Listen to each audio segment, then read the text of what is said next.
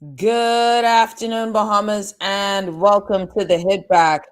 I'm your host, Nahaja Black. It is a beautiful day here in the 242. I hope that everybody's doing good, taking care of yourself, and that you are enjoying your day and everything that the day entails. We got a lot of news for you. Emergency orders have happened. They have been extended, so we are now back into or continuing the trend of what the name might say, the infringement upon our social liberties. But we will continue with the executive orders, and as they continue to push through, the government has gotten another um, what is it, 6 months added to this, you know, to our time, this COVID period. And I asked questions today. I asked a simple question. What was your reaction to it? If you're just tuning in, you're listening to the Hit Back with Nahaja Black, Guardian 96.9 FM. We are streaming live online at on Facebook. .com/. Nahaja Black Show, and also on YouTube. So feel free to subscribe and share, like the page, follow, blah, blah, blah. So, okay, executive orders have been extended, y'all. This is it. We are going on to an additional 6 months. Each order is supposed to be 6 months. But if you remember that they would say that there was some sort of slip of memory, that some sort of era where they went ahead and had to go back when it was coming to an end, and they had to rush and go back and extend that previous order. Now we have 6 more months, and I'm very curious as to what your reaction was. I'll tell you what my reaction was. Okay, okay, and so my reaction was mixed. It wasn't straight out of the gate. Jesus, why? It wasn't that. Like, again, still, it was definitely okay. So we're continuing this trend of all power in one entity. That was the mindset, right? Um, we're rolling into Christmas. Maybe you could have extended it just for an additional month or two. Was there any other way that we can, deal with this matter without having to set so much hard and fast penalties, fixed penalties? Is it that we are just that lawless that you feel as if you need to keep this choke on us, this sort of control on the Bahamian people? For me, it's unsettling. I don't like it. And I try to rationalize it that, hey, we are coming through it. The government still needs these sort of controls a bit. But at what point do we say that it has gone on too long? That, okay, we've trusted you, or we've entrusted you with our rights, with our space, with our time for X amount of days, months. And have you proven to be responsible with these rights, with these high levels of powers? Have you proven to be responsible? And people are not thrilled with the competent authority. Many Bahamians, not party affiliated. We're not talking about if you're, well, there are those who are just affixed on one side, but everyday citizens are not pleased with the competent authority. That he is even handed, is not level handed, level minded. There's no strategy, there's no real change. So we have this new emergency proclamation. The Governor General, really, I thought it was fascinating that the Attorney General went ahead and said, when asked about this, about the new proclamations, when asked, says, really, it's the Governor General signing off on it. Do we really think that the Governor General is doing anything other than what the Senate does, which is rubber stamp? Do any of us believe that the Governor General, who at the end of his writing says, in response, they do this in service to Her Majesty the Queen. Do we really believe that the Governor General was going to stand up and say, no, you've reached your fill? That by law, you've shown that this is the end of the orders, and by law, you've shown, or by due process, you haven't shown to be that great with it. So do we anticipate that the Governor General would have done something different? It's just a rubber stamp, like the Senate, really. So that was my first reaction, and I heard the dame in my ear. I know that Dame Jones saw I would be livid with this, but just like everything else, we're exhausted. I'm exhausted. I'm too tired to really put up a fight or care at this point. I'm too tired to raise up and say, "Oh, this is an outrage." That's truly where we are. Where I am, when you consider that, okay, fine. let's say we go into Christmas. You want to make sure that we stay in the mitigating processes. You want to make sure that clubs aren't able to do what they've been doing, which they still seemingly are able to do anyway, and that people who are breaching the law, um, you know, uh, that they continue on, right? That they continue on with this process. Let's just say if they even went as far as Christmas, but 6 more months. And the argument is that they didn't want to go into the House of Assembly and find themselves in Christmas debating an extension. Well, that's what you're supposed to do. Prove that you need it. Argue that you need it. Argue that it's viable. But if you're not arguing that it's viable, then what? Then all you're doing is just using these powers because you don't have a good argument or persuasive argument for why to do it, right? Someone says, I think it's high time that we start to rebel. No jokes. We're going to read the rest of that. Someone says, I'm outraged. I really believe the rights of Bahamians in our democracy, is being infringed on. So, listen, I think that we are in a space and a time where the administration is unable to argue, strongly on how we should trust them with these continual powers. It makes me very uncomfortable personally. That movement can be regulated like this, like that there can be this amount of power of the state and the forces, that we can be controlled by the state in this way. And for those who understand political history, or just that how these simple things are seemingly simple, but then you find yourself in this phase of banal nationalism, right? When you find yourself doing and following orders that may be hurting other people, but because someone in authority has told you to follow these orders, and look, I'm not saying, and I don't believe that our leadership is trying to kill us. I don't believe that they're trying to, uproot the system, and that we are being seditious. I don't believe any of that. But what I do believe is that we need to be aware of our rights. We need to be aware of the insidious nature of constantly having your rights being chipped away at, bit by bit by bit, to the point where you don't know where your rights start and where the government's rights ends. And when you've relinquished it so much, when you are thinking that everything that the government says is something that you must do. Now, mind you, I'm not the rebel rousing type. When we look at I think you shouldn't easily comply if it doesn't make sense. I think understanding is very important. What has failed by this administration is understanding, giving us an understanding of how, one, we can trust them with this amount of powers, that this is a relational situation, that this is a contract that both of us have sat down and signed and agreed upon the terms of this contract. If I am not interested in buying what you're selling, then I should not have to be forced to live in accordance to this contract. And so it has to be a place where the administration has to be able to lay out an argument and have us buy in, extending the orders by a whopping 6 months, knowing full well that the Governor General, God bless him, is going to continue to rubber stamp this. So if he continues to rubber stamp this, I'm very concerned. I'm very concerned. And one must ask, how long can this go on constitutionally? We thought 6 months was the constitutional end. Now we find that you can continue on. You can get an extension, and it keeps going and it keeps going. So I'm concerned with this extension.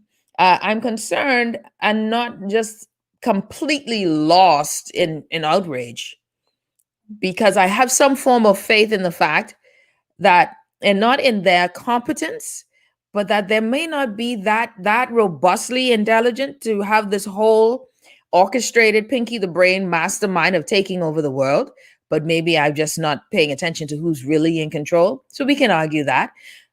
But I'm not excited with this continual moving the goalpost, continually giving one person this amount of power to shut down or open up an economy, continually finding that the health structure, the health system is not, we haven't improved the health system. Is there any way that the department or the Ministry of Health could have taken over this particular and this ideal? Wasn't there a health act that could probably give us the results that we want without having all of these powers placed in the competent authority, also known as the prime minister? Not all of this foolish talk he's talking about, oh, it's the cabinet giving, yeah, foolishness. The competent authority by the executive orders is the prime minister. And so we look, I'm exhausted with this process. I'm exhausted. It is done with a whim, right? This last go around, I believe that the only reason we haven't been shut down further is because the country's broke, and they know that if they allow the tourists to come in and do whatever they want to do, and we are being asked to do exorbitantly more, we are being restrained further. We can't go on the beach. We can't do all of these things, that they know an uprising would be afoot, right? But we have to, and then again, it's for us as a citizenry, we understand that it's a give and take, right? We understand that it's a give and take. We know that our responsibility is to be safe. We have to be safe. We can't pack up in charms and act silly and do all of that stuff. We know we have to be smarter and safer.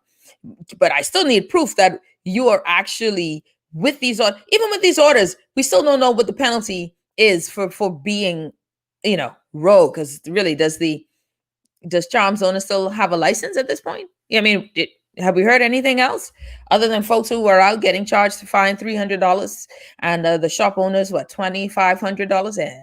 Small things, man. Small things.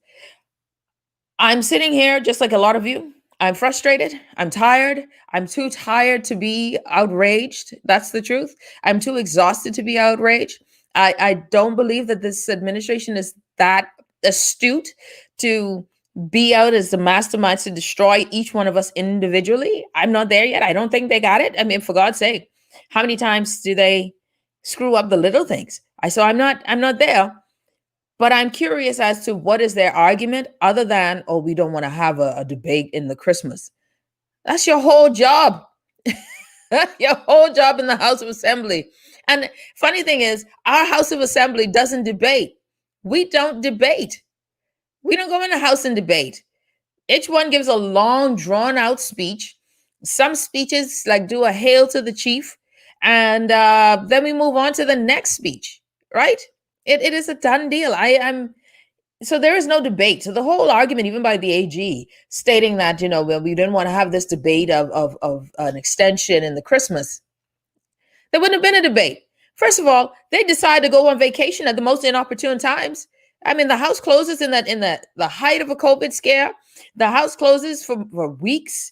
I mean, for God's sake, when this administration came in, they had a long extension of a celebratory party for winning, and the House was open. I mean, so do we really think that they're going to be to work in Christmas and having a debate?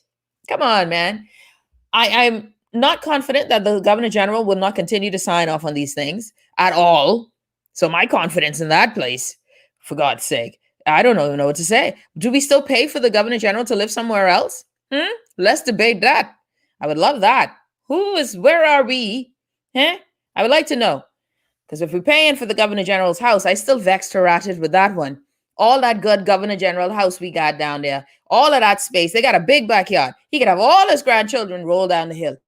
And we there for him behind the gate. Nope, don't like it at all. All right. So that's just, my position on that. I don't think that the emergency orders, I understand that there are some practicalities towards it. Someone says, I'm ready to stand against this nonsense. I am not tired, Nahaja. I'm ready to fight for my grandchildren and the next generation. Man, listen, I feel you. I feel you. I got you guys. Listen, if you're tired, I get it. Says the hit back with Nahaja Black. Consider this, right? The PM makes whatsoever decision he wants using these emergency orders and don't even go to cabinet or the House for that matter, right? And let me see, make sure I get all of this. Doesn't go to the House for that matter. But when it comes to his deputy, all of a sudden, he has to go to cabinet. You're so petty. Speaking of which, someone says, I want to march. This is mentally draining. And I'm going to have my friend. I wonder, would you march against these orders? Would you march against these orders? What are these orders? These executive orders, what do they mean to you? Are they oppressive? Someone says that I want to march. This is mentally draining. Someone says this continued state of emergency is in direct contravention to what we are trying to achieve in the country. Foreign heads in Bahamian beds. Look, and it's going to be very interesting how long we are able to keep this up. How long are we going to keep this up for the sanity of the Bahamian people, the mental health aspect of it? How long are we going to keep it up? Are you willing to keep going with this? The emergency proclamations are here. They've been extended 6 more months. It is exhausting. It is, a lot. Seriously, I'm beyond tired. Someone says, our public officials will continue to do the status quo until we, the people, call them out in court. When someone takes the governor general to court for his role in this fiasco and the courts hold them accountable to the law, then they will change. So true. Says someone else says the problem is they do not have a rational argument for the extension. And at this point, they do not even try to pretend they do. They just act without recourse. And we could have changed the definition of competent authority in this extension if anyone was interested in relinquishing their authority and if the cabinet had the testicular fortitude to stand up. So preach it. Oh, man, nothing has changed. The orders continue. No explanation. We haven't seen any great funding. $600 million. We could just stand up, just time out. $600 million, y'all. We're going to have to continue the borrowing now. Don't forget. And Angie, thank you. I appreciate you. And I love that you're tuning into the show. $600 million. You tell me where you see that $600 million. How much food? We were spending $1 million a week on, I think it was like 20 something thousand households, or maybe it was more households. I can't remember the number, but about $1 million a week on food support. The question is, where is that food support going? Could we have invested more money directly into Bahamians, like directly into their pockets as a stimulus, not in the handout, but as a real stimulus, right? And what would have been accomplished? Would the lockdowns have broken us the way it has? These weekend lockdowns, these curfews, they are mentally draining. They are emotionally draining. They are, I think, breaking the Bahamian people. When you heard the emergency order, what was your first thought? What was your first reaction? How were you feeling to it? I want to hear that. I want to know what you're thinking, how you're feeling about it. Someone says, I believe it's a waning process to accept full communism. Someone says, yes, it's slavery. It means nothing because it does not affect the rates. There's no data. They're doing this for election. I travel and it's normal. Just take precautions. And that's so crazy. I think we're grown, right? We're grown. At a certain point, we have to be responsible. Put the money into the health sector. Put the money into the health sector. The governor general, rubber stamping all the way. We are getting hosed with that whole, I don't even know what that post is. And the question is, and like Jamaica asks, if the numbers are going down, then why are we locking down? Why do the orders need to be extended? I don't know what to tell you guys. I don't know. I like I said, I'm too exhausted to be outraged. I don't know if I'm broken, y'all. They may have broken me because I'm too tired to fight. And when I mean fight, I don't think that they care anyway. I don't think anybody's listening to us when we say, look, man, give us, the season is over. You've ran your course with the season. The season is done. Your emergency proclamation, that was fine. You said 6 months. You went ahead and had that fake memory lapse to give you some extra time in the House of Assembly. And now you came back for an extra 6 months. I mean, that season is done. Find another way. Find another way to get it done without all of this owning of our personhood. And until we are nervous enough, until we are aware enough to see that the very things that we are giving away and we're not fighting for. So like I said, your movement, being told 5 and 6 o'clock, that when you can go home, when you're being told those things and you get comfortable with that and you're living with that, you've realized that a part of your freedoms you've given away. You've let it go. And so that's where the challenges lie, and that we've continued to let it go. And it's normal when we normalized not having the food stores open on the holidays, I realized on Sunday, and I have some guests that'll be joining me on the other side of the break, and I see them waiting in the backstage. So I see my guests there waiting. But just as a note, on Sunday, I had to run to the store because I forgot something for the baby. Had to run to the store, get to the store, whoop, there it is, store closed. This was like before shops were open on Sunday. This don't make no kind of sense, no lick of sense that we are doing these things this way. The numbers have gone down though, so I guess they'll argue that these lockdowns work, that we were rampant and sick. I got so many things to share with you guys today. I'm excited to bring a great sponsor, great support to the show. And I'm looking forward to having them tell us a little bit about what they're doing and how we can work and partner with them. So they're going to be joining us briefly. And then, interestingly enough, y'all, in case you've missed it, Florida courts, and not Florida courts, for Florida news. You remember yesterday, I talked about the CDC issuing a level 4 alert on us.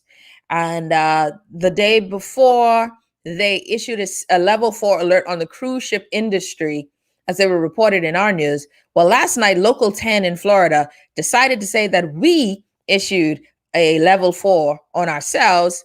And you should hear how many cases apparently we have a day.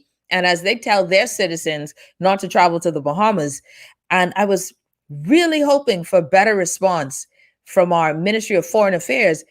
But a better response would have been just a response. We didn't even get that. You're listening to the Hit Back with Nahaja Black. When we come back, I got some special guests joining us, and we'll continue that side of the story on the other side of the break after we chat with our guests coming to you from Cabo, Bahamas. We'll be back right after this. You're listening to the Hit Back with Nahaja Black, Guardian 96.9. Helping out each other, family and everybody. It's a simple act of kindness with you, me, and RBC. RBC wants to spread acts of kindness during this festive season. One simple act of kindness for our friends, co-workers, and communities can cause the brightest smile. Help a stranger, give a food basket, or call an elderly person. Share your stories at facebook.com/RBC Caribbean. Acts of kindness, RBC. Seeing double may not be a bad thing, especially when it's double points from Fidelity Bank. From November 1st to December 31st, you can earn double points every time you use your Visa credit or prepaid cards. That's double the freedom points for merchandise, travel, and shopping. And if you shop at a local merchant like Don Bull, your double points are, you guessed it, double. Use your Fidelity credit or prepaid card from now through December 1st and see double. Fidelity is double good for you.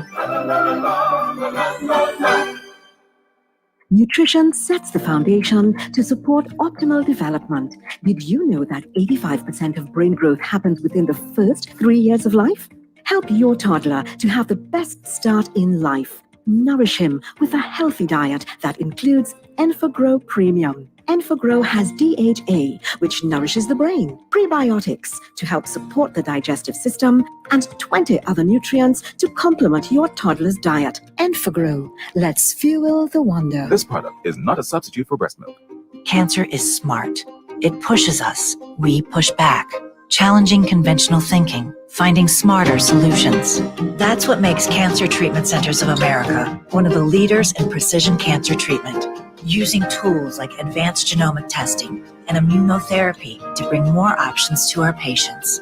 Cancer Treatment Centers of America. We're not just fighting cancer anymore. We're outsmarting it. Visit cancercenter.com/outsmart to learn more. For the past 4 years, with the support of their valued customers and corporate sponsorships, AML has fed families in need during the holidays in Nassau and Freeport through its Feed 5,000 program. This year, the need is even greater. All proceeds from the program will be donated to the National Food Distribution Task Force. AML will donate $30,000, and they are asking for your support. Donate to any Solomon's Fresh Markets, Cost Right, or Domino's in Nassau or Freeport. And bring a smile to the faces of those most in need in our community. Remember, no amount is too small. Happy holidays from AML Foods Limited. This is Guardian Radio 96.9 FM. Fresh news, smart talk, all day.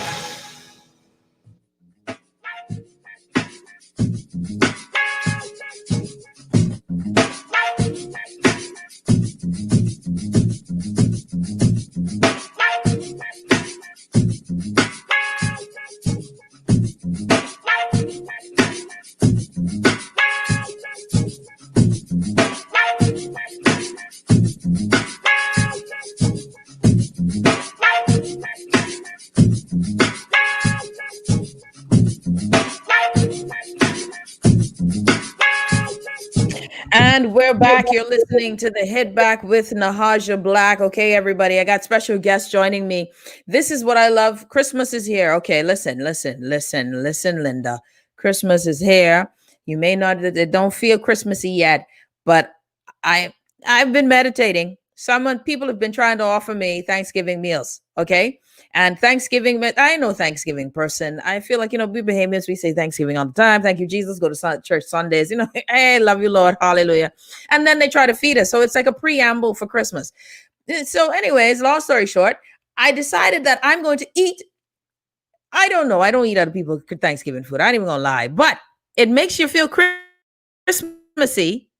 So when I see Thanksgiving meals now, in the age of COVID, I definitely need nobody food. But in the age of COVID, in Thanksgiving, once I see it, I know Christmas is coming. And so my guests that are coming, they love the show. They're great supporters of the show. And I love this company because one day they can make me rich. They don't know it yet, but they can make me rich. And they have these special Christmas giveaways that they do. And so I'm really excited to have joining me all the way from Rev, because we already paying the bill. So they got to give us free stuff. This is what I say. They give us all kind of free stuff. We got all the way from Rev, Gabrielle Burrows and Chazelle Roll. Hello, ladies. How you doing? Hello. You're great. I'm great. How are you? I'm good. Oh, boy. I like you all masked up, ready. Because we decided to do this together. We have to be masked up. Masked up. Because you all ain't social distancing, but I can tell nobody. I ain't tell nobody y'all ain't social distancing. Okay? The camera is deceiving you. That's what it is. The angles. All right. Yeah, because y'all look real close, boo. Competent authority. Paging. I'm just kidding. They don't actually show up nowhere. But anyhow, ladies, thank you so much for being here. Welcome to the Hit Back. It's good to have you.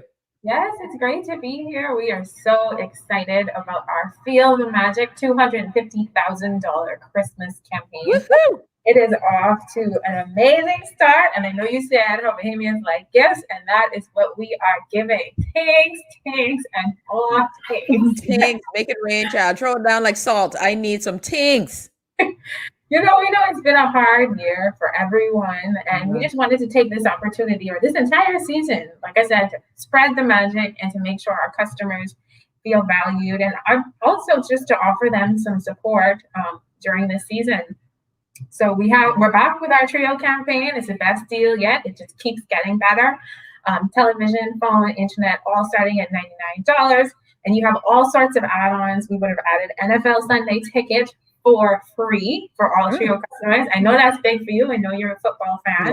Yep. Wait. But you said free, and I missed free. And free hit me late. Say what now? Free. If you have Rev Trio, you can watch NFL Sunday ticket for free. That's a $200 value. Last year, year before last, NFL Sunday ticket was $200. Oh, you're feeling it too then. You're giving me free things. Sunday ticket is free. Yeah. Well, what a time. Can somebody I'm sorry. I thought it was Sunday. Y'all making me ready to go to Sunday. Have to do is call in to sign up, but it's super easy. And apart from that, we would have just added Premier League, so all of the European soccer fans. No, that's 5 people in them. You do have to pay for Premier League after the first 3 months. So Trio subscribers can enjoy it for free for the first 3 months, and then it's $9.99 after that. But that's not bad. Yeah, it's been a fantastic campaign. We have daily spin and wins as well as a mega grocery dash, but I'll turn over to Chazelle for that. Oh yeah, Chazelle. All I hear was spin and win, and I'm like, y'all need to go get saved. But let's talk about it. So every day we go into the Solomon's location.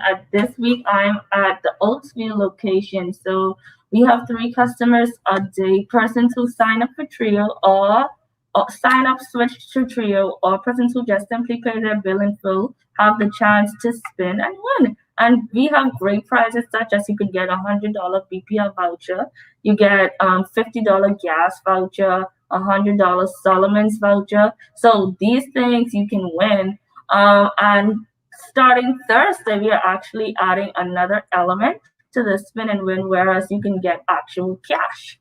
So you can walk away with $2,000 in your pocket. You come with $1 walk home with 2,000. Whoa, boy, that spirit of multiplicity don't play up in that joint. Y'all deep. That's a real sport. Yeah, I mean, it's really great. And then another element to our Christmas campaign is the grocery dash. On Monday past, we had our first dash, and it was beautiful. So we had 4 contestants. These are persons who would have signed up for trio between October 30th and so far on. And it was a random selection. And we had 4 great persons who came Monday morning early to the Solomon's Yamacraw, and they dashed through the store and they got to pick up so many stuff. Like, it was just. I never get a call. Like, what do I have to do? Because I feel like I'm never in that number. I don't know. It's from childhood. Just put my name. Just pick it out. I can give you my name. Rest it on the counter. Well, it's random. So maybe you're just not that lucky. But that random spirit. Yeah, it's random. Yes. And it's hurt my feelings every time. Just randomly, just don't get picked all the time. Something is very suspicious about how hard I try to get picked. Guess what? We have another one coming up December 21st, and maybe you may be picked. And then also another element I must add to is that everyone who signed up or switched to trio within our Christmas campaign automatically get a VOD voucher. So that's a video on demand voucher automatically added to their account. Listen, if you're just tuning in, you're listening to the Hit Back with Nahaja Black. Cable Bahamas, always, first of all, thank you guys always for being great supporters of the show. Appreciate when you guys come on every time. Thank you for that. But it's Christmas, and I like Christmas with Rev and Cable Bahamas. You guys tend to, you guys spend it up. $250K. You're talking about, I got my $1 walking away with 20. That one, that's still in my, that's all I heard. And plus free Sunday ticket. I don't even know what I had to do for that. I just heard free and I stopped paying attention. Because I need to know. Say all of that again for me, because I heard free Sunday ticket. And the conversation made no sense since then. So everything starts and ends with Trio. Trio is our best-selling bundle because it's our best offer. TV, phone, and internet, and full of add-ons, HBO Go, Rev Go Play, Rev Go Voice, incredible apps, as well as packages, TV packages like NFL Sunday tickets. So all you have to do is be a Rev Trio customer, have all 3 of our services, and then you call 601-8992 and you just tell them you want to opt in, and they will make sure that you have access to NFL Sunday ticket. And then if you're a Premier League fan, now Premier League. I don't want to forget also, we are all about Christmas, but tomorrow we want to do our Thanksgiving give back. So Noelle Nichols, our PR consultant, she would have been on the show previously talking about our Connectivity for All campaign, where we are really just working to bridge the digital divide and ensure families who are less fortunate are able to enjoy high-speed quality internet, because now it's no longer a luxury. It's something that you actually need to work to get an education. And so we've been raising funds. We partnered with the Rotary Clubs of the Bahamas as well as the Ministry of Education, and we've been fundraising, but we really need to get that push so we can get as many families as possible on the program. So we're going to be at Solomon's tomorrow. So Chazelle is going to be there from a trio perspective, handing out prizes. Oh, which one? There's so many Solomons now. Oldrian. I know that one. Yes. So any weekday you come in, you can pay your Rev bill, upgrade to Trio. You can do all of that at Solomon's. And then also tomorrow specifically, we'll be there. A representative from Rotary will be there, and we'll be collecting as many donations as possible for this worthy cause. And we'll be giving away some little prizes, water bottles, t-shirts, things like that. Give us your change. Yes, give us your change so we can change lives. Yeah. You know what? I like that. That's good. I got change. I can change too. That's a song as well, but I digress. So, okay, ladies, go ahead. You want to add something, Chazelle? I know you said that you're basically a loser when it comes to us, but I like you. Really, really. Like, you are good people. Well, I'm sorry. That was the best joke of the day. Like, you're right, though. Chazelle,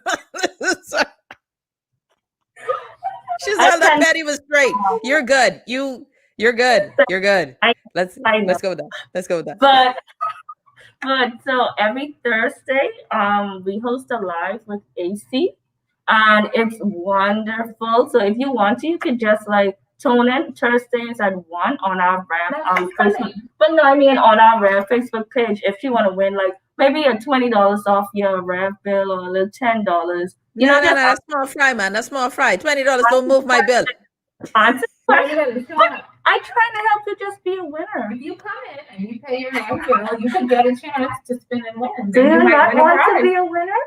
Yeah, I mean, listen, that sounds like, if anything, if I win something and that real, Lord, I'm gonna test. I've not won much. I don't even know I got this job. That this is just that would be considered a win.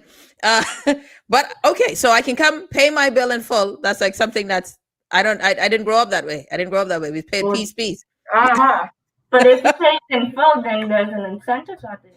I like this though, guys. I will say every Christmas, and I have to, really shout out to Rev and Cable Bahamas. Every Christmas, you guys definitely know how to throw a party and do those big giveaways, and it's always exciting.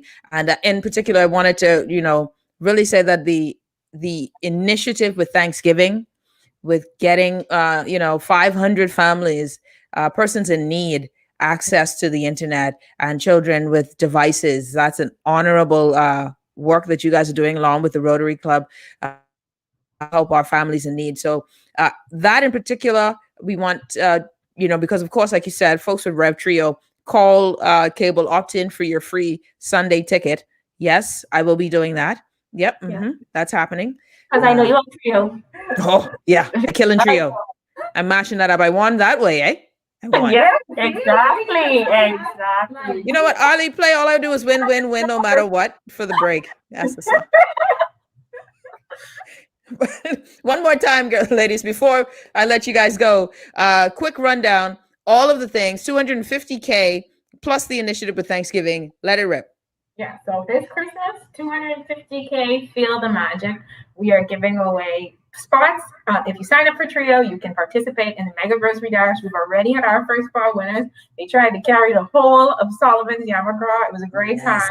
And this time, I've already heard people plotting and studying the footage. So it's going to be even bigger and better next time. We also have one coming up in Grand Bahama as well. Excellent. Yes, lots of, that's on Monday. So lots of folks are going to be winning. Apart from that, if you just come in, even if you're already a Trio subscriber, free NFL Sunday ticket, first 3 months of Premier League for free. Apart from that, if you just come in to pay your Rev bill, you can get the chance to spin and win. We have Craven vouchers, BPL vouchers, gas vouchers, practical presents. This time, practical Solomon's got the money and cold hard cash. Yes. So there are so many ways to win. We've also kept our cash back. So if you are just paying your Rev bill on time, doing what you normally do, you could win. I think it's $200 credit, and we have $100 credit. But we spread in the love. So usually on a monthly basis, we do it for 100 customers. But now, it's Christmas, so we got to double. So now it's 200 persons per month that would receive $100. So that would be $400 for the month of November and December. You know what? I think my name is already on that list. I need to double check, but I think that's mine. I'm coming down there because y'all gonna cause a black woman lose her cool with her gold hair. What ain't cutting a couple days. I am coming because my name should be on a list and it should be close to the top. Last name is Black. But it's still, just keep in mind, if you don't get it, it's random, okay? So we don't pick. We don't say, okay, you know what, we're going to put Nahaja today. You know what, Nahaja, if you come down here tomorrow, we'll make sure you get a little swag bag for your pain and suffering. When you give us your change. Yes, when you bring your change to change lives. Well, I guess my swag bag did come with a cost, but I will bring my change for my paid for swag bag. I will be there. Ladies, thank you so much, as usual. Merry Christmas. Happy Thanksgiving, ladies. Thank you guys always. And I appreciate you being safe. And I see the optical illusion. You are literally 6 feet apart. This is powerful. Right, because I'm back here and she's up there. Yeah. Mind blown. Totally. Camera is awesome. That iPhone life y'all living. Ladies, thank you so much. Again, special thanks and shout out to Cable Bahamas and Rev. Thank you, ladies. Bye. All right. So special thanks to Rev Bahamas, Cable Bahamas doing their thing, Davriel and Chazelle. Don't forget, as much as you can, go ahead. Someone says hi, Davri. Yeah, always hi, Davri. We got a lot to talk about, y'all. A lot to talk about today. I also have it's World Diabetes Month. And so we'll talk about that as well, as people are struggling to get health care in the time of COVID. Something I wanted to share with you before we go to the break. So this was what was aired. And a friend of mine sent me these, and they're clips, so they're put together, right? They're put together. And I wanted to get your thoughts and your take on it. No. I actually shouldn't even run that one. I'll run that on the other side of the break because that's a longer discussion. What I'm going to run now is the DPM finally has a response today circulating in the news.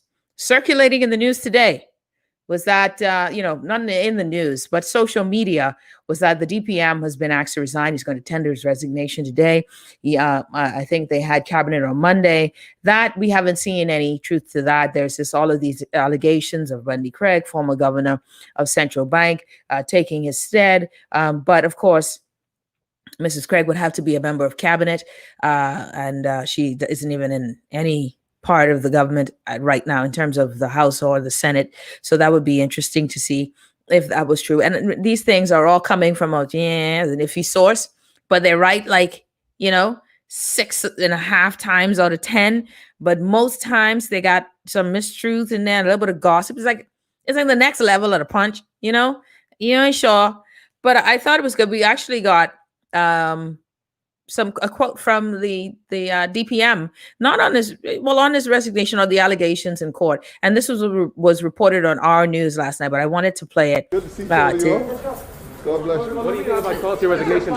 While he did not have much to say in the beginning, Turnquest eventually stopped and told reporters he remains focused on his role as Minister of Finance and that any allegations made against him should be left to be worked out in the courtroom, despite growing calls for his resignation. So, we'll see what happens, but as far as I'm concerned, I'm focused on the work of the Bahamian people. In a statement of claim, the two companies alleged that Randy Butler, Sky Bahamas Airlines Limited, and Aviation Oversight Group Limited, together with Turnquest, conspired wrongfully and with intent to injure those companies and or to cause loss to them by unlawful means or to enrich themselves. When asked about how this sort of allegation looks on the Minister of Finance and whether it affects the work being done in his ministry, Turnquest replied, I think you guys have known me for at least 8 years now, most of you, and I think that you know that I'm focused on what I do. I'm very disciplined about what I do. The matters that are circulating out there are unfortunate. They will be dealt with in the due course of time. In the meantime, calls from members of the opposition, including former State Minister for Legal Affairs Damian Gomez, continue to grow for Turnquest to step down from his cabinet post until the matter is settled. Prime Minister Dr. Hubert Minnis has said the matter is before cabinet, and once complete, the public will hear of the outcome. But Turnquest continued explaining that he has a job to do in continuing to help the country make it through the COVID-19 crisis. Again, I'm focused on working for the Bahamian people while I have the opportunity to do so. And I'll do my best to ensure that we get through this crisis. For the Guardian News Network, I'm Kyle Joaquin. Well, that was the report there. And I wanted to get your thoughts on it. So this is where it is. The response from the DPM was his response. He says, you know what, you've known me for a long time. You know that I'm focused on what I do. I'm focused on my work. I thought it was fascinating today to hear all of the rumors of his resignation. And on top of that, of the extension of the orders. And then on top of that, of the CDCs, there's so much things that are going on all at one time. The continual turmoil, tumultuous wave of action or activity that's going on constantly in the Bahamas. Someone says it doesn't matter that what the people know, just resign. I wonder, does it matter, right? And many people say it doesn't matter. At this point, the Minister of Finance, with these allegations, it's a tough sell with these allegations hanging over in that post of finance. It's a tough sell. But I think what should also be discussed when this is discussed in the House is a lot more detail into the appointee being the, Mr. Michael Scott, the QC, being a part of this administration, taking on this case, and being very particular in naming, not protecting, but in naming Mr. Turnquest. And maybe the protection was that he was not a named defendant, or that it, I think that is warranting an explanation as well. What does that mean, right? And so the DPM and all of this discussion, I wait to see if anything will come of it. But I thought it was fascinating today that there were a lot of rumors and speculations of the impending resignation of the DPM. How will that affect our standing as well as he resigns? I think in the level, someone made a note yesterday that, just a sidebar note, that it's sad that during this pandemic, when our country is in a financial strait, that we could possibly lose our DPM. And I would say that during this pandemic, we did lose our Minister of Health. And so there's been a lot of shuffling. We would not be the only country that saw some form of shuffling, some sort of resignations during this time. It matters a lot to what next.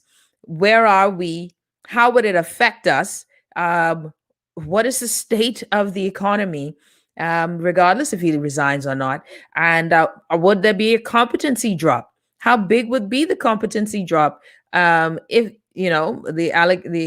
the gossip bill is saying Mrs. Wendy Craig, and the only question would be how would that work, since she's not a part of the Senate or the House to be appointed as such based on the Constitution? She would have to be the part of the Senate or the House. If she is appointed, that's not possible. So that's why I don't believe that rumor is legitimate. But that it was fascinating what he said. Listen, hey, you guys know me, and you know that I work hard and I'm diligent. In essence, he didn't say, me, I wouldn't do all of that stuff. But I think that's what he meant. And some people who've known him for 8 years, I haven't had that good fortune to know him for 8 years. But I think that this is going to be a fascinating ride. Keep your eyes open. However, on the other side of the break, and we have to go to break for news, I want to talk about what the Local 10 news said about us and COVID. And where's the Ministry of Finance? I don't know. I'm paying attention, y'all. Apparently, we had 7,400 positive tests in one day. I didn't say it. They did.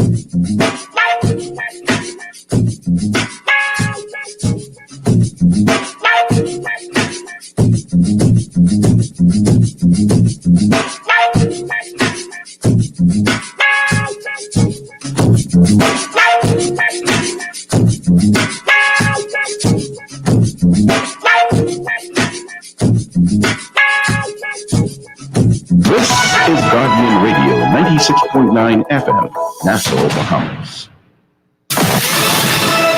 Good afternoon, everyone. You're listening to the Guardian News Network. I'm Taylor Ferguson. Here's what's making news. Thank you so much for tuning in. We're getting some mixed reaction to that new emergency proclamation issued by the Governor General last night. That proclamation could be extended by Parliament for up to 6 months from today's date. Some say it is needed to protect the health of the nation. Others argue if cases are going down, why the need for the extension?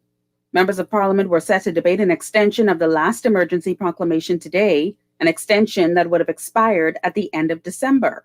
But Attorney General Carl Bethel told the Nassau Guardian last night the new proclamation was issued so as to avoid debating another extension during Christmas. PLP leader Philip Davis said in a statement, the new measure is an abuse of power, arguing that civil liberties have been suspended long enough. and that suspension must end and go no further. 9 new cases of COVID-19 recorded on Tuesday, taking the national case count to 7,469, 8 of the new cases on New Providence, 1 new case on Grand Bahama. Today, November 25th, marks the start of 16 days of activism to end gender-based violence, some members of parliament accessorizing with orange in support of the efforts. Social Services Minister Frankie Campbell acknowledging all the work being done by the Zonta clubs in the Bahamas. For they have been relentless in their pursuit to ensure that the message reaches every nook and cranny. And that's what's making news. I'm Taylor Ferguson. AP News is coming up next. We've made the switch. Commonwealth Bank now offers safer and more secure online banking with 24-hour one-time password authentication. OTP is an alphanumeric series of characters that authenticates the user for each cash transaction, a new and unique password that's secure every single time. For immediate assistance, please visit your home branch or contact the call center at 242-502-6159. For further information, visit our website at www.combankltd.com. Commonwealth Bank, leader in personal banking services. Coronavirus update. I'm Tim McGuire with an AP News Minute. President-elect Joe Biden says the greatest threat to the nation is the coronavirus pandemic. This cost so many lives. 260,000 Americans and counting. It's divided us, angered us. In a Thanksgiving speech to the country, Biden calls on the people to work together and do their part to slow the now exponential growth of the pandemic. We have to try to slow the growth of this virus. We owe it to the doctors and the nurses and other frontline workers, care workers, who risked their lives, some lost their lives, put so much on the line in the heroic battle. The president-elect noting that while the first batches of effective vaccines should be ready next month, the mass inoculation of the public will be months in the future, meaning people will have to continue to wear masks, wash their hands, avoid crowds, and social distance until then. I'm Tim McGuire.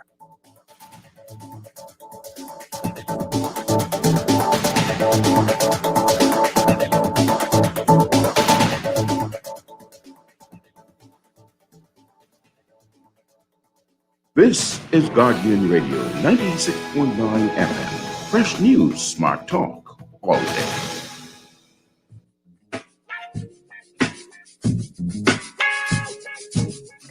And we're back. You're listening to the Hit Back with Nahaja Black. All right, everybody, I got questions for you.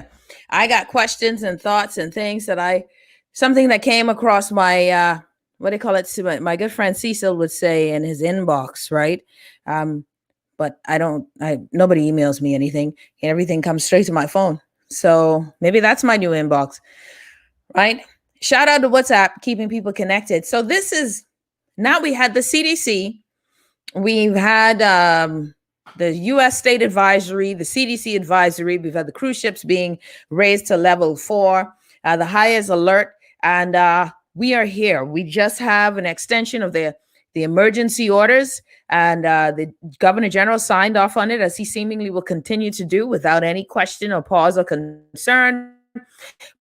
But here is where I'm concerned. So all of this that we've been doing, all of this that we've been told, we have opened up our borders to a very sick United States, a COVID-ridden United States. The Minister of Tourism made great pains to be very explicit in the fact, or in his thinking, that listen, you guys, the United States is funny. The United States is talking about us, right? The United States is talking about, us being redlined, but the reality is that they're worse than us, right? So it's kind of like that, the pot calling the kettle black sort of insinuation, where he's saying that, making in jest that, it's much better here than there. That was kind of the response to the CDC's warning, right? But we knew, and as I stated yesterday on the show, that the CDC would give this warning and that the folks abroad would listen. They would hear this, and that we would have to bear the brunt of whatever it is. So now, don't go to sleep. It is what it is. It is what it is. And now we have, ladies and gentlemen, that just as we said, there would be this sort of reckoning. And this is the reckoning that happened. Take a listen. Well, if you're thinking about traveling to the Bahamas, listen up. The island island has issued a level 3 travel advisory due to health and safety measures and COVID-19 related conditions. Now, they say travelers going to the Bahamas may experience travel restrictions, stay-at-home orders, business closures, among other emergency conditions. So officials are asking those who are planning a trip to the Bahamas to reconsider travel. Sky 10 was flying. A story. Embarrassing for both. All right, thank you, Roy. Well, the State Department with a new travel advisory because of the pandemic. This time for the Bahamas, 7,400 new cases reported today in the Bahamas. The Bahamas is now requiring travelers show a negative COVID-19 test result, and visitors could be asked to take it. Yeah, we've. I hope the volume was a little low. So I will elaborate. So 2 different times, same channel, Local 10 in Florida, right? WPLG Local 10, right? They're reporting 2 different times of the day that the Bahamas is issued a level 3 warning, a level 4 warning, telling you not to come to us, right? And we are telling everyone not to come to us. That's what we're telling everyone in the United States, not to come to us, because we issued the warning. And that at one point, the gentleman said 7,400 new cases in one day. Well, obviously, it was riddled with misinformation, right? It was riddled with misinformation. The question that, or the concern that comes from this now is that, ladies and gentlemen, we're trying to open we are trying to open to the United States. We're trying to open to Florida. We want them to come to us, right? We want them to come to us. But they're getting information that we are telling them we're code red, we're level 4, we're level 3, that we have 7,400 cases in one day. This messaging is the same on different broadcasts. So this is in their teleprompter. This is the data and information that Local 10 News in Florida, in Fort Lauderdale, I think it is, or Miami-Dade, is getting. This is what they're telling their listeners. If we don't catch that this is a major problem, then we are not serious about this challenge. And what bothers me is, by now, the idea. And you guys have heard me. If you tune into my show, you would know that I have a challenge with our foreign affairs ministry. Not the people who work in it. The fact that there's no mandate for foreign affairs or any understanding, seemingly so, of the relationships that one must have and build up in foreign affairs so that your country is in a position to prosper internationally, that we sign on to deals that are beneficial to the Bahamas, not just forced onto us by the UN, that in the Ministry of Foreign Affairs, we look at our leveraging powers and position and say, hey, this is the relationships we are willing to foster.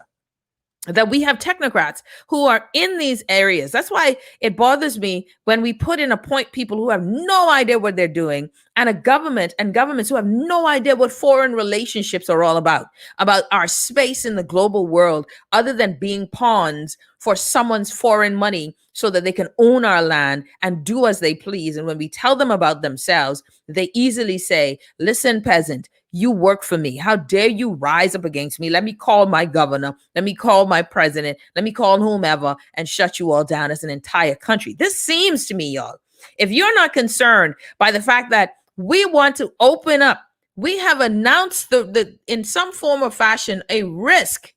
Someone says, I believe the Maldives paid them to report that. I thought the same thing.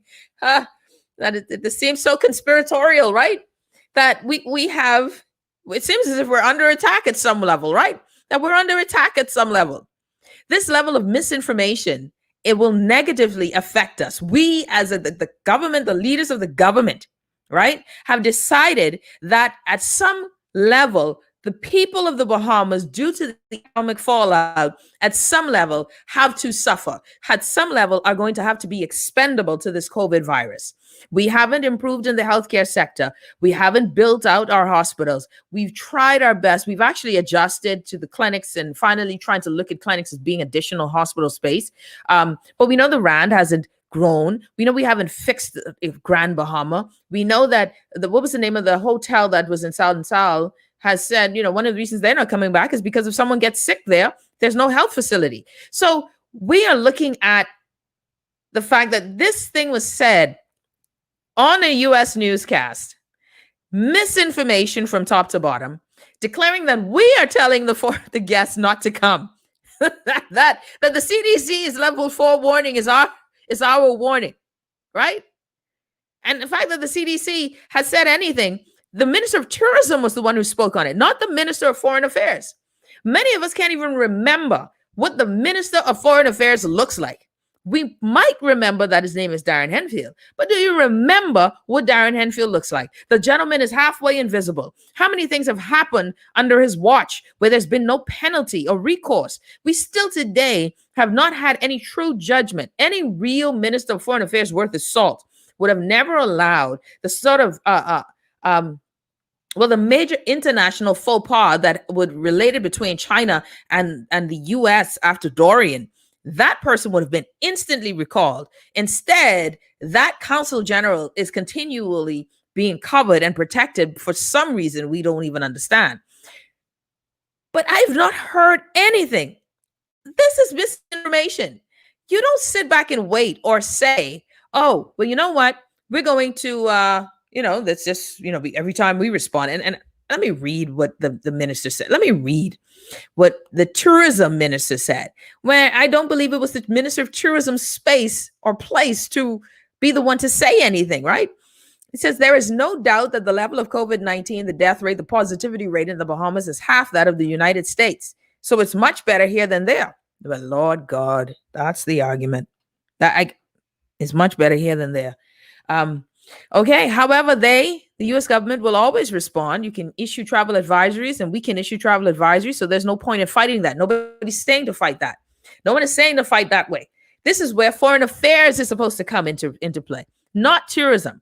Tourism knows what it needs. Foreign affairs is supposed to say we cannot have this sort of rating or this level of misinformation stand. Foreign affairs is supposed to be already jumping up and saying, listen, we're going to call in our relationships. We have relationships in Miami. We've spoken. We have relationships with the governor there, even as he's crazy, but we know we need to have those relationships. We have relationships with mayors. We need to get this misinformation off of the airwaves. You remember during Dorian, I don't believe it was the Ministry of Finance of Foreign Affairs that helped create this language, this necessary language. I actually believe that it was the tourism that helped to say, the Bahamas is made up of more than just, Abaco, that the Bahamas is more than Abaco and Grand Bahama, that those are just two islands, but we're open for business. At this point, Foreign Affairs is supposed to say, we can get these things knocked down. Who do we have to go and talk to? Who's traveling now to the United States? Who's traveling to whomever is setting these CDC warnings and saying, listen, Ministry of Health representative, go with us. This is affecting our money. If the world believes that we have 7,400 cases a day, who gave them? First of all, who gave these people that information? Thing on in the back of Cracker Jack's box for that. 7,400 cases a day. What do you think this is? Them? But where is the response? There should be a very strong response, not in Canada, and this is where diplomacy comes in, a strong response to us, the Bahamian people. Listen, we are on a plan and a mandate. We've already decided that we are opening up this country. Tell me which hotel is going to open when they know already that the world or their predominant guests are believing that the Bahamas is riddled with COVID. The Bahamas now, right? Riddled with COVID cases. Then you go and get an advisory notice from the U.S. Embassy. You go on their website and they're talking about women are getting raped on jet skis and crime is high and don't go over the hill and it's a level 3. And somebody should be saying, okay, we're going over now. We're going to address this. There should have already been relationships established so we can make a call. Ministry of Foreign Affairs the minister should have already come out, not Diagala, not the Minister of Tourism. All he can tell you is, we hope it doesn't affect anything, right? Or at least say pull a Frankie Campbell and say, I talk about what's my problems and I let other people talk about their problems. Pull a Frankie Campbell. Pull a Frankie. and throw this one on Darren Henfield, because Lord knows I don't know where that minister is. I don't know what type of job he has. I think that might be the cushiest job, because no one demands anything of Mr. Frankie Campbell. I think Darren Henfield might be the protocol officer of the year, right? Because what is he doing? Oh my goodness. Someone says their journalists read as poorly as our local journalists. They plugged in the number. Yes, they did plug in the numbers from our total cases. That's all they did. They took our total cases and made it our daily cases. I mean, and it says total positive cases. So it's just unfathomable. But that is what they're saying in US news, in Florida, multiple times on a single broadcast, right? And we want to be open for business. You cannot be open for business, and this news is running about. This is when you get all of your people out and running. And Foreign Affairs should have already, Minister of Foreign Affairs should say, listen, we've heard the news. We are working diligently in the back end. We address these issues. Obviously, we are aware that these warnings critically affect our tourist numbers. And we notice, and the Maldives throwing shade. I don't know. We are working on it. That would be a great answer. Minister Diagala says, it's much better here than there. Well, he ain't lying. But I mean, for who? Since, I mean, really, I don't feel that free. But I'm not in hospital today. So, ladies and gentlemen, that to me is the concern. The concern is that we are trying to, governments work as a whole, and leadership is the one that fuels it. The CEO of this Bahama land is supposed to be able to, with vision and with the know-how, work the arms of government. And you can ask yourself how many times now. One thing you can, and I don't know. Fred, we'd be like Fred Mitchell for his clapback spirit. Fred Mitchell had a clapback spirit. I do believe he seemed to have a greater understanding of foreign affairs by and large, by miles with over Darren Henfield, by miles. I mean, leaps and bounds. But we haven't had government that looks at foreign relations. Again, Hutchison Whampoa is a foreign entity, right? Ministry of Finance, Ministry of Tourism, Ministry of Foreign Affairs. Do they work together for these negotiations? How do we put pressure on Hutchison Whampoa? How will we put pressure on them? Is this just a negotiation on the financial side, or do we call in reinforcements?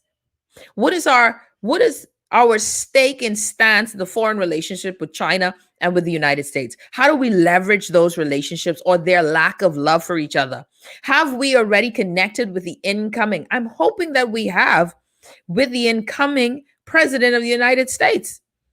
What do you do? How do you do that? What are the channels? I'm hoping that there are channels where we're already establishing relationships, because as COVID affects the United States, it affects us. Then if you're working those relationships, so tourism should say, listen, these are the goals that we need to attain. How can we do this? How can we get this sort of support from the United States with travel? How do we work this out? And you say, okay, well, is it in the minutia? Should we focus on the cities and the states that get direct travel into the Bahamas?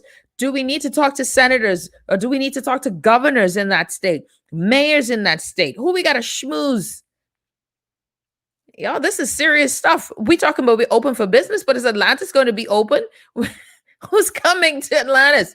Atlantis has to sell. If you hear a report, tell me if you heard a report, y'all.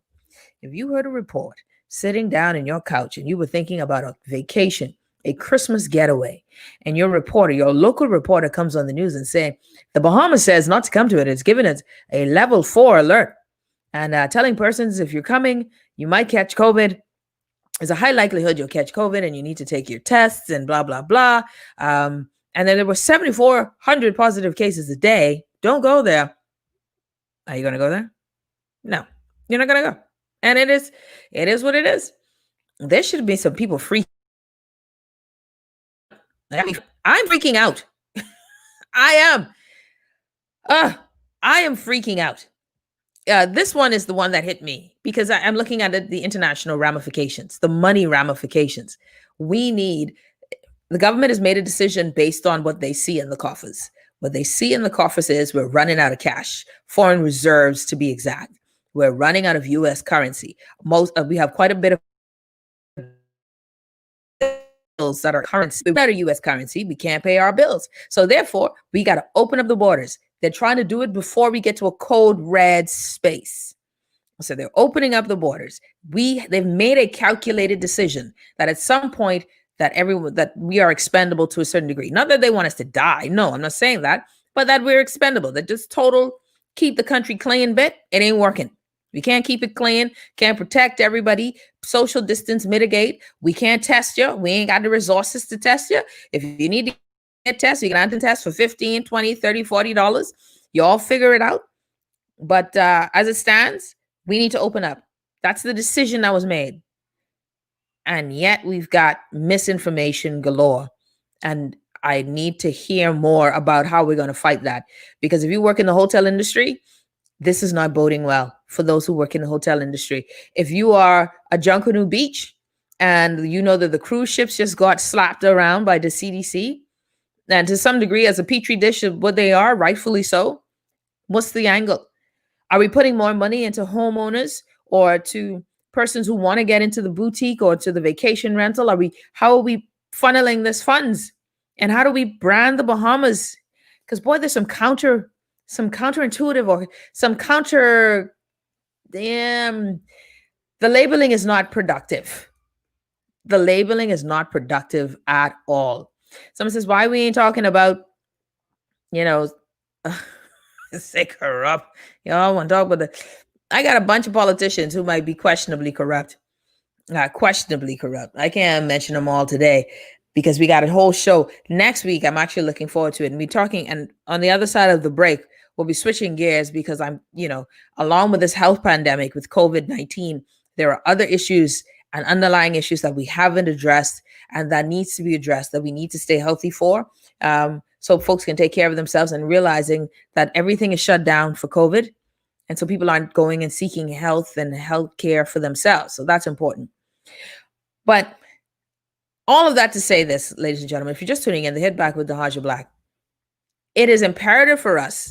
Someone says as the U.S. records 160,000 positive cases yesterday. Sweet God in the morning.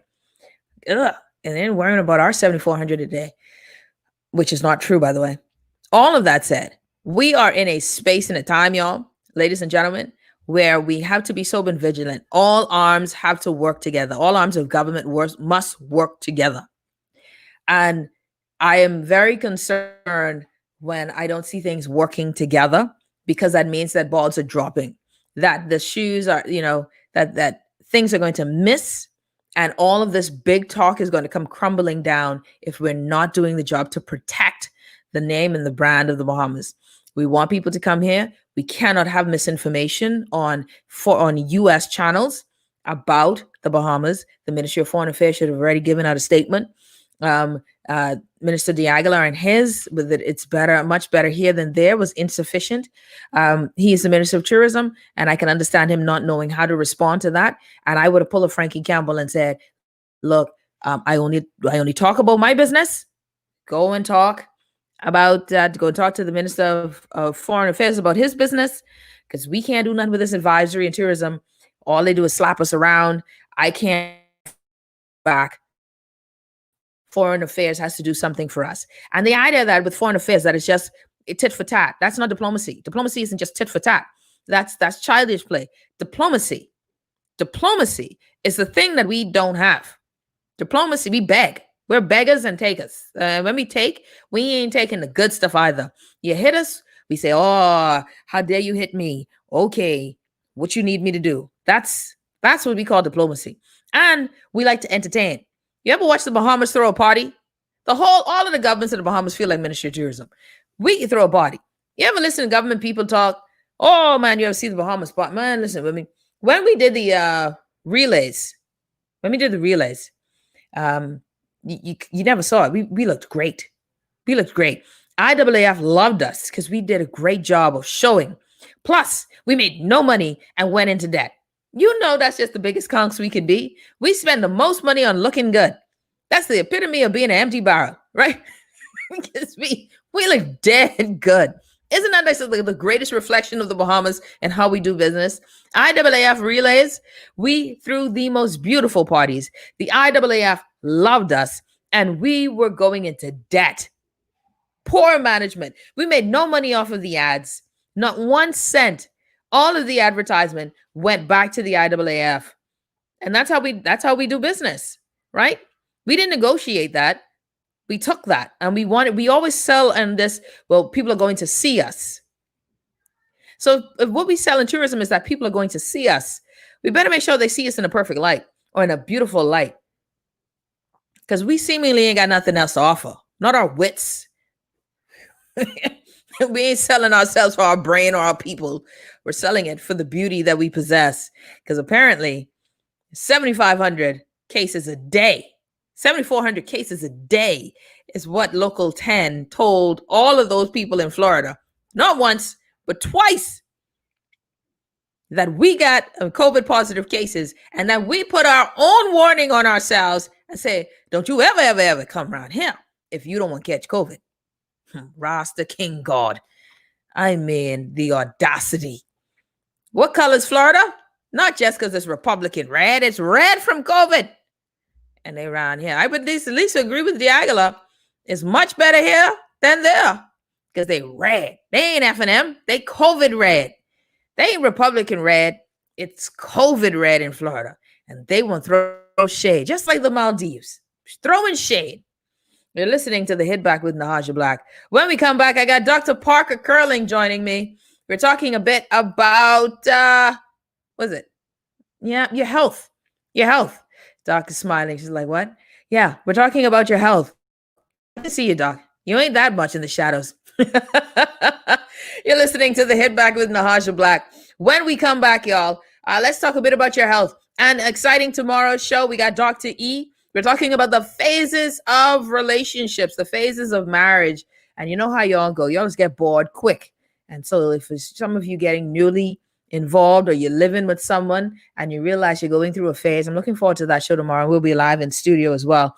We got a lot to talk about. You're listening to the Hit Back with Nahaja Black, Guardian 96.9 FM. We'll be back. Over 60 years ago, we started as an insurance company to put people first. Today, that mission has never been more important. Colonial, Atlantic Medical, Security in General, and NEBA are coming together and are now called CG Atlantic. Though our names have changed, our purpose hasn't. We're still the same people-first company we've always been.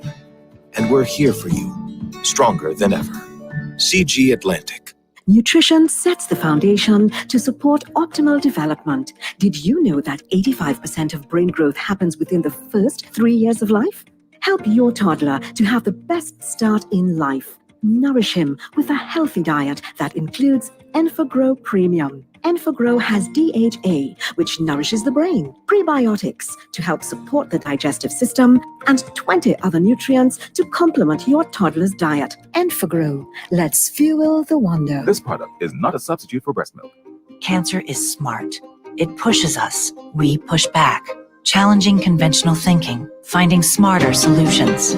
That's what makes Cancer Treatment Centers of America one of the leaders in precision cancer treatment, using tools like advanced genomic testing and immunotherapy to bring more options to our patients.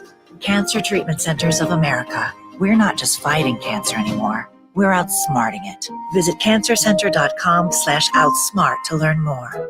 Are you ready to be your own boss? Sign up for the Cisco Entrepreneurship Program at the Bahamas Technical and Vocational Institute.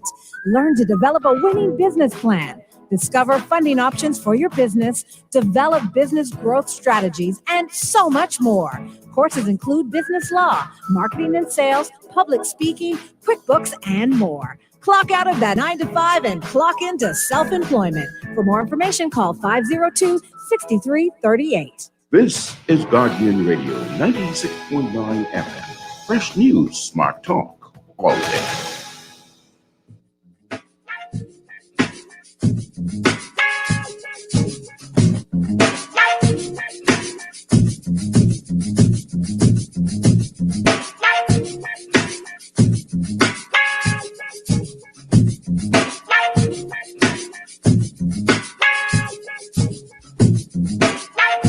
And we're back. You're listening to the Hit Back with Nahaja Black live here on Guardian 96.9 FM, coming to you live from my favorite space in the world, COVID. I say COVID. Jeez, you could tell what's on the brain. Not my favorite space. Black Point Studios. That's what I call it now, y'all. I ain't gonna tell you which part of my house it is, but it is what it is. Shout out to Andres. Hello, everybody. Shout out to Bobby, all the way there in Atlanta. Appreciate you guys for tuning in, and to everybody who's in your car, if you're in your house, and you're on the road, thanks for tuning in. I appreciate you every day for just the support and always, giving the encouragement and throwing shade when need be. Joining me now, all the way from her office, right? And very well. How come everyone has such great lighting wherever they are, except for me? Like, I must be in the twilight zone of poor lighting, but everyone has spectacular lighting. But without further ado, I'm very excited to have Dr. Parker Curling joining me. Hi, Doc. How are you? Oh, wait, hold on. You're muted, so unmute your mic. Okay. I'm well, thanks. How are you doing? I'm doing well. Welcome to the Hit Back. It's definitely a joy to have you on the show. Thanks for having me. Well, Doc, it's World Diabetes Month. I think that's correct. Yes. Mm-hmm. Yeah. And I wanted to know, well, as we have this discussion, so we're talking, there's a lot of, discussion about health, and in particular, all of our focus is on COVID-19. Yes. Right? We're focusing very strongly on this and necessarily so. We have to focus on it. But in the wave of this, there are some things that are just the same. They are constantly a part of us. The Bahamas, we have been known for obesity, for non-communicable diseases such as hypertension and diabetes. And I think sometimes for those of us who don't suffer from these things, it's easy to just forget how serious and pervasive it is in society. And before we go any further, and I ask you my question, Doc, tell us a bit about yourself and your expertise in the discussion of diabetes and overall health. Okay, thank you. I am an endocrinologist, which means I specialize in the study of hormones and glands. And one of the specific conditions that we treat as endocrinologists is diabetes. Also, I'm an internist and obesity specialist. So I kind of see patients that fall under all of those specialty requirements. Obesity specialist? There's an obesity specialist. Oh, look at God. All right, Doc. All right. Okay, so then this is perfectly in your niche. This is you. This is what, when we talk about diabetes and hypertension, this is what you deal with. And you talk about the glands. And so that would be like your thyroid glands. Yes. Menopause, female, polycystic ovarian syndrome, pancreas, the pituitary gland, and disorders. Well, you don't think about those things until something happens. Yeah. And then all of a sudden you figure out you have a gland that does a certain function because it malfunctioned. That's right. So it's perfectly normal not to be aware that these things exist, because once they are working well and they're functioning, you feel normal. Yeah, no, but I mean, geez, you said all kind of glands just now. I was just thinking with thyroid. I was like, oh yeah, I've heard of that one.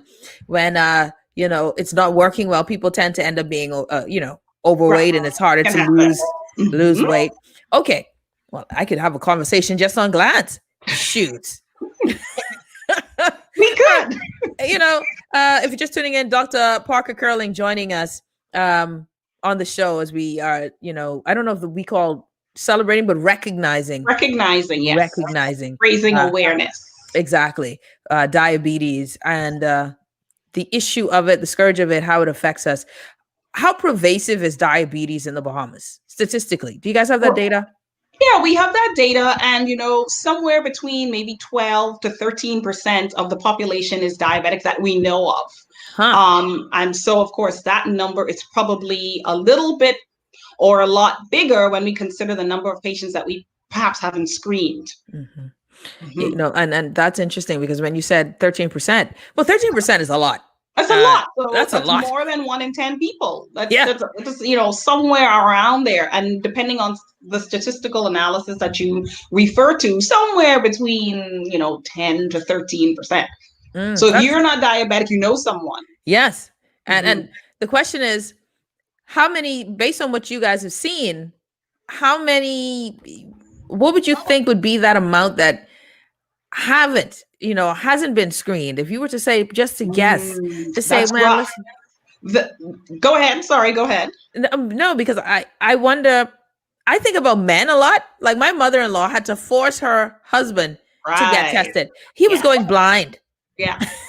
And he wouldn't get tested. Yeah, so if you're not doing like screenings on your annual physical exam, if you're not doing an annual physical where they usually would check a fasting blood sugar and try to detect these disorders before you have symptoms, then we're missing a significant portion of the population. And then I guess I'll tag on or piggyback onto that, the fact that we have a very significant rate of overweight and obesity in the population. And that is one of the major risk factors for developing diabetes. So when we consider that maybe 70% of the population would meet the qualifications or the definition of overweight, and maybe 40% of us are obese, then we know that we have a significant amount of diabetes in our country. And that would be mostly type 2 diabetes, the one associated with excess body weight and lifestyle, which is different from type 1 diabetes. Yeah, no, that is diabetes, type 2 diabetes curable? So let's talk about that. Let's talk about that with a yes and a no. And so with that, I will segue into the diagnosis of prediabetes. Diabetes is a disorder where you're unable to appropriately manage blood sugar. So basically, you eat, you chew, you swallow, you digest, you absorb all of your nutrients. And one of those nutrients is sugar. And the body has to get the sugar out of the circulation and into the blood, into the muscles and tissues where you use it. The diabetic patient has a problem getting the sugars out of their circulation and moving it into the muscles where they use it for energy. So when the blood sugar levels are elevated to a certain degree, we diagnose you with diabetes. When the blood sugar levels are elevated above normal, but not quite to the diabetic range, you can have a diagnosis that we call prediabetes.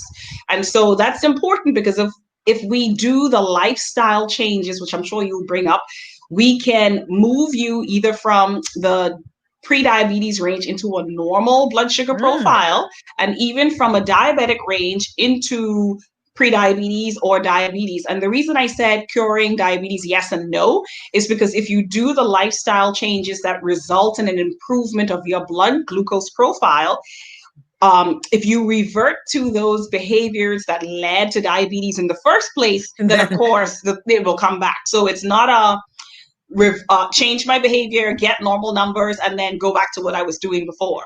So hence the reluctance to tell someone they're cured, because curing somebody seems to imply irreversibility. Yes. So that's why we are very careful when we give that kind of label. Yeah, that's fascinating. I love that you said that, because I think a lot of people do believe that you can cure it. You can change your habits, and all of a sudden we're healed and it's all good. But your point is that, hey, it is based on your overall lifestyle. Right. So, and if you no, go ahead, finish your thought. And if you go back to those behaviors that led to type 2 diabetes in the first place, you will see yourself again with a diagnosis of diabetes. Type 1 diabetes. That is when we are talking about taking your blood levels every day, injecting yourself with insulin every day. That's type 1. Okay, so diabetes, let's explain that. Just take a few seconds. So we talked about how you eat and you get your nutrients into your circulation. And we talked about sugar being one of those nutrients that you have to move from the circulation into the muscles where you utilize it for energy. Insulin is the hormone that facilitates the movement of these sugars out of your blood vessels, okay? The patient with diabetes the patient with type 1 diabetes does not make insulin. So they have a lack of insulin. And so through no fault of their own, because of their genetic predisposition, they fail to produce insulin, and therefore they have no way of getting those sugars out of their circulation and into the muscles. A type 2 diabetic, the scenario is a little bit different, or perhaps a lot different, in that they are resistant to their insulin. So they make insulin, but their body is less able to respond to it, and therefore, even though they might make excess insulin to try to compensate for the fact that their body is not sensitive to the insulin. And so we have different ways that we can increase their sensitivity and improve their blood sugar control. Whereas in a type 1 diabetic who simply has failed to make insulin or has ceased making insulin, we have to replace their insulin with injections. So that's probably what you're thinking about. Yeah. And, when you said that, my mind just says, okay, that most likely then type 1 diabetes is congenital. It is not necessarily congenital. It is something that tends to have an early onset. So yes, it happens generally in a younger population, because when they are born, the pancreas, which produces insulin, is working, and there generally tends to be a slow decline in the ability of the pancreas to make the insulin, and eventually they manifest, and that's usually in childhood or very early adulthood. If you're just tuning in, Dr. Parker Curling with us, endocrinologist. How do you am I saying? Was I about to say it right? Okay, endocrinologist. Because I was about to give you a whole different title there, Doc. Thank you. I like it. That's good. I'm glad that you do, because I think that you're great too. Now that you're on the show, you have to stay. You have to come back. It's like a thing. And we're talking about diabetes in terms of our overall health and the prevalence of it in the Bahamian society. Of course, this is Diabetic Awareness Month, Diabetes Awareness Month globally. And you will, if you guys have tuned into any of the shows on the station, you would know that we have had multiple discussions on this on the station, but the first time on the show here with Dr. Parker Curling. So now, Doug, I'm curious, because you also deal with obesity as well. And how much is obesity connected with diabetes? Like, I mean, and how much? Because can someone just be overweight and still have good sugar functions? Absolutely. Someone can be overweight or obese and have good sugar function or good insulin function. The relationship between obesity and diabetes is that we talked about your insulin being inefficient or less effective because your body develops resistance to insulin. And so it requires a little bit more insulin to have that same blood lowering effect. Now, we don't understand the exact molecular mechanisms that mediate insulin resistance, but what we do know, or what we have discovered, are the factors that increase insulin resistance. And one of the biggest factors that increases insulin resistance is excess body weight. So that's overweight and obesity. So the presence of excess body weight predisposes to the development of diabetes. So that would be the relationship. And what that tells us is that we can do a lot to, number one, prevent the development of diabetes, to reverse prediabetes, and to improve the control of diabetes. Because the goals of management of diabetes are multiple. Number one, we want to improve your overall diabetes control. Number two, we want to decrease the risk of complications.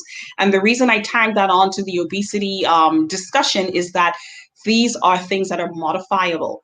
And significant, large amounts of weight loss aren't even necessarily what is needed. Somewhere between, a little bit over 5%, maybe 7.5 to 10% of body weight loss improves insulin resistance measurably.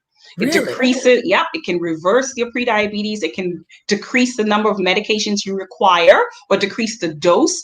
And that improvement in your glucose control decreases the complications of diabetes. And I think we should probably talk about it. Actually, let's go to that now. What are some of the complications of diabetes, and why are people, diabetics, more susceptible to the negative effects of COVID? I find that that's interesting as well. Right. Okay. So the complications of diabetes are multiple and many and not inevitable. And I put that plug in because I tell patients that we diagnose with prediabetes or diabetes that the diagnosis of diabetes and prediabetes is a fortunate one, not the presence of it, but the diagnosis allows us to intervene and it allows us to prevent complications that we will talk about. So not every patient who's diagnosed with diabetes inevitably has complications.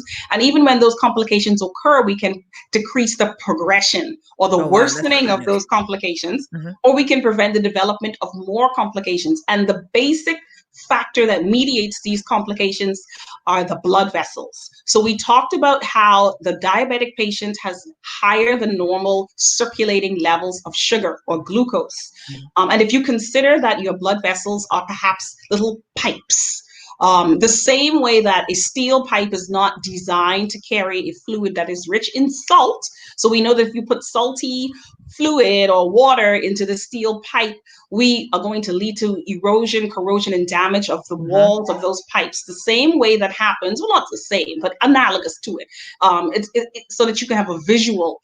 The same way that the salty water can damage the pipe walls, the sugary blood can cause damage to the blood vessels and the blood vessels in the eyes and the blood vessels in the kidneys and the blood vessels that supply the nerves to the feet are especially vulnerable to this damage. So leaking, breaking, rupture, these are the things that happen that mediate these problems. And then the other set of blood vessels are the larger blood vessels of the heart and the brain that when they become damaged or blocked from the excess sugars and other factors that go along with that lead to the complications.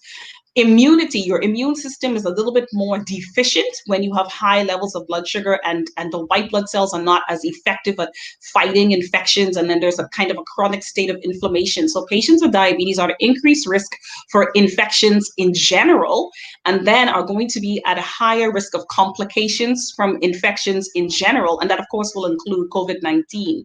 And so that's why in this set of patients, we see a higher risk of complications, higher risk of intubation, higher risk of hospitalization. And so it is incumbent upon us to encourage our diabetic patients at this time to improve their glycemic control. Get your numbers down, get your numbers into the normal range so that we can improve your immune function and improve the likelihood that you would have a good outcome if you perhaps get infected with COVID-19. You know, Doc, you just hit, I felt like I went to school. First of all, are you a professor? Because I felt like I went to school just now, and it was a good bit of information. So let me see if I can understand what you're saying here. And please, I because I'm trying to learn this, interject at any point to let me know I'm wrong, okay? Which I probably will start off wrong. But you mentioned something that sugar itself has this sort of corrosive effect to our vessels. That's something I've never heard before. I mean, we always talk about being sweet, right? Sweet blood, mosquitoes love you. That's a good thing, right? You're sweet. You literally are sweet. Yes, agreed. and so it's affecting negatively our vessels. And so is it agitating our vessels and causing this inflammation? When does the inflammation happen?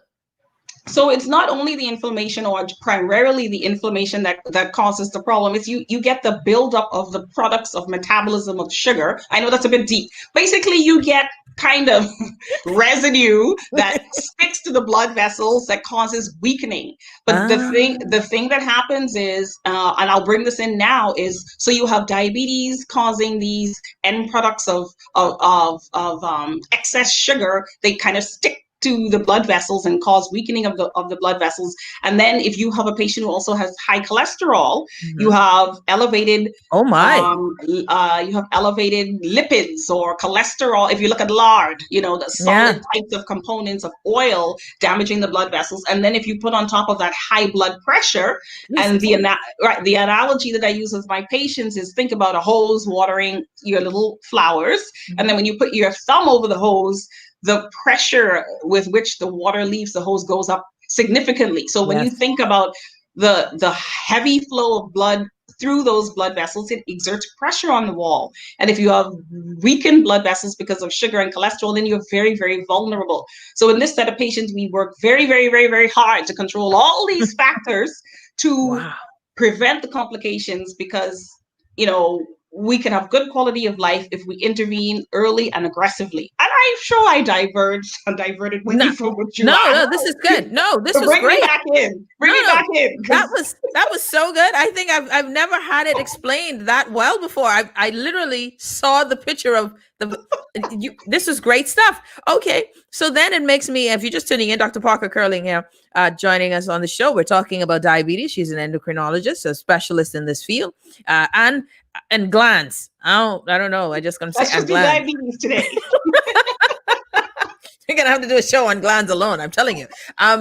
This is fascinating to me here. So then, with all of that said, I gather that the work to make us healthy, it sounds like it should be complicated, but what I'm getting from you, Doc, is that it's not that complicated to get healthy. Or maybe I just read that wrong, because you're making it sound easy. You can solve my problem tomorrow. It's easy and hard. It's easy and hard. And when I say that, I mean that the patient has a lot to do with the outcome. Okay, so there are modifiable factors that we as patients have the control to change. So when I tell you that when you eat, digest, absorb your nutrients, and the problem nutrient is sugar in this particular instance. So when you have excess sugar, you got to make excess insulin to try to get rid of the sugar. But get this, insulin is kind of a growth hormone. So higher levels of insulin that you require to lower the sugars also predispose to you having excess body weight. Yeah. So one of the things you can do is introduce less sugar to your diet. So when you decrease the rice, the potato, the bread, the pasta, the macaroni, the coleslaw, when you decrease the proportion of carbohydrates or starches or sugars that you're drinking, the juices, the soda, when you decrease the introduction of sugar to your diet, you have less sugar to try to get rid of. Mm-hmm. You make less insulin, and the blood sugar levels fall, the insulin levels fall, and then you pair that with exercise. I'm talking 30 to 45 minutes of brisk walking 4 to 5 days a week. Walk enough so that you can not sing. If you can sing at the end of your walk, you didn't exercise enough. So if you can sing, the sun will come out tomorrow without taking a multiple breaths, you didn't exercise enough. So I say just sing Formation by Beyonce, and you could fake it, because you ain't never finish that. If you're singing, then it means you ain't short of breath enough. But so what I was saying before we get kicked off is that if you decrease the amount of sugar you're introducing to your diet, you decrease the amount of sugar you have to get rid of. And so I like to tell my patients that your lifestyle is the first form of defense or line of defense in controlling your diabetes, and the medications we use are an add-on. So that when we can't quite get those numbers where we want them to be, we add on therapy to assist you. And then the almost final plug I'll put in is that I find that patients who are aware of what parameters we are monitoring do much better. So what I try to explain to patients, there's a number that we test. It's called a hemoglobin A1C. And in very brief explanation, I will say that hemoglobin is a component of your blood. When hemoglobin is exposed to high blood sugars, it's converted to a sugary hemoglobin. Okay, it's called hemoglobin A1C. If we can check what percentage of your hemoglobin, or if you want to be just basic, what percentage of your blood, has been converted to this sugary hemoglobin. And if I tell you your A1C needs to be below 7 and your A1C is 14, then you know what it is that you're trying to achieve. And once I have empowered you with the knowledge of how to improve these numbers, I find that those patients do very, very, very, very, very well. Because I say, in the morning, I want your blood sugar when you check it to be less than 120. And after you eat, I want it to be less than 180. Then the patient starts to monitor themselves and look at which foods cause them to be high and which foods don't cause so much of a problem. And they start to make those changes themselves. This is a very interesting. Dr. Parker Curling here with us, and we're talking about diabetes, this awareness of diabetes, and what do we need to do? People say they need to see you, Doc. How can folks reach out to you? And someone asked me, I get this question in before we go, because we have like 2 minutes.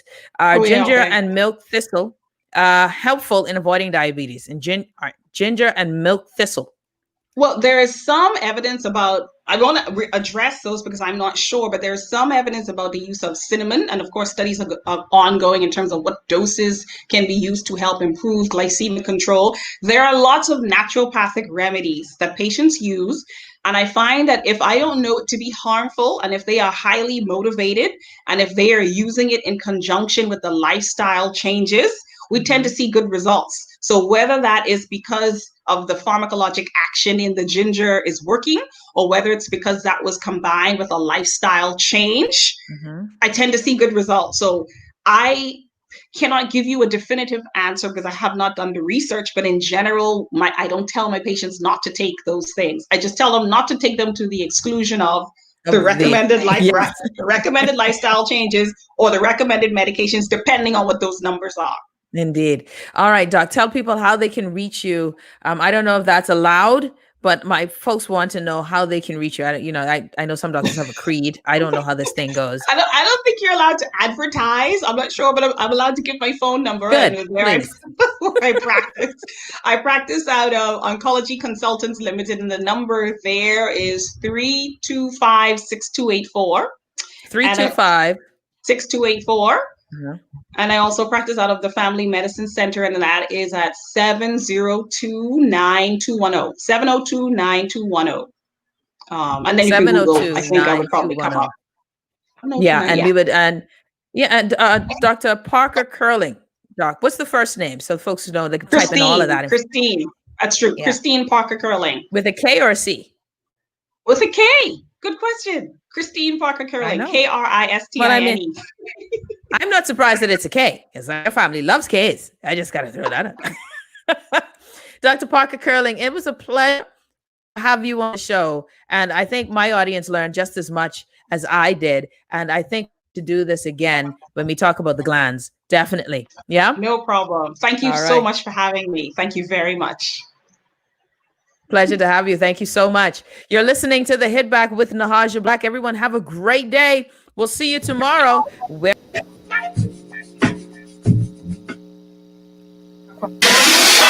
Convict.